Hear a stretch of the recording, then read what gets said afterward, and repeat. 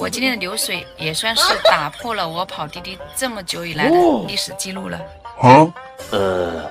我现在开的这台车还有6天就到期了，是继续续租还是到期退车找别的工作呢？面对现在的行情，确实有想过换别的工作，但考虑过后，最后还是放弃了。在东莞，像我这种即将奔四的年纪，能选择的工作岗位并不多，要么进厂，要么当服务员，要么就是做保姆、保洁。这些工作的收入也就是在3到6千块钱之间，根本没办法维持我现在的开支，所以还是决定过几天去公司继续续租。现在跑车加自媒体和一些其他的收入，基本能维持我现在正常的开支。刚刚听到这位乘客跟他朋友说，没有哪一份工作不辛苦，你又想挣钱又想轻松，哪有这么好的事？感觉我今天这个账号有点不正常了，2.5个小时就跑了3个订单，流水才36块钱。啥情况？我也是无语了，1个多小时就只等了这一单，好像是预估价是7块钱。以前跑不到钱还能怪自己没有开特惠，现在特惠也开了，轻快也加入了，还是跑不到钱，我真的不知道怎么安慰自己了。虽然上午没跑到钱，但是饭还是要吃的，吃完饭下午继续干。我今天就来记录一天，看看今天这个黑色星期四到底有多黑。人才。吃完饭自我调整了一下，现在继续上线，进了一单去广东科技学院的，这一单到手7块钱，2点04分又结束一单11块钱。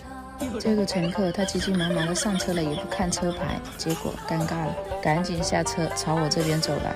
这个学生在这个红林高级中学上学，结果快迟到了，所以叫了一个滴滴特快起步价。多少钱了？60块钱不到，2个小时。那你有没有开特惠啊？你没开特惠对不对？没开，就只跑快车。只跑快车，那我不一样，你看我开轻快，我5个多小时也不到100块。我太难了。跑完这单26块钱，流水已经破100了。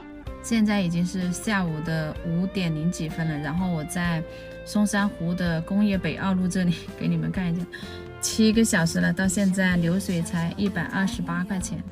造孽！现在开着车在这附近转，看一下能不能给我赚到一个大单，看看滴滴今天会不会给我补流水。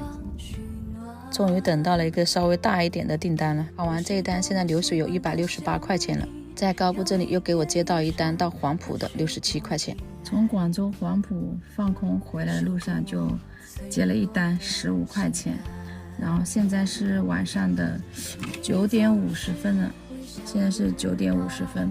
我刚回到我妈楼下，然后一会儿给她打个电话，让她帮我把小皮蛋送出来，然后给大家汇报一下今天的流水。这也算是打破我跑滴滴这么久以来的历史记录了。在线时间是12个小时，15个订单，流水是253块钱。太尴尬了。